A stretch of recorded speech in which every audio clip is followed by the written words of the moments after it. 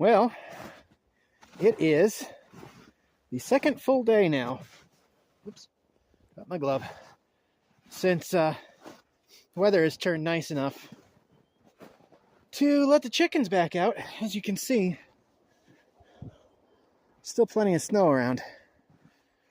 But we're coming over here because see how many eggs we have in our hidey hole. There it is. I know this is upside down, but deal with it. Just the one. That's nice. We only had one chicken come over here in the snow amongst the rubbish to lay an egg. So, yeah, ventures in free-range chicken farming. Well,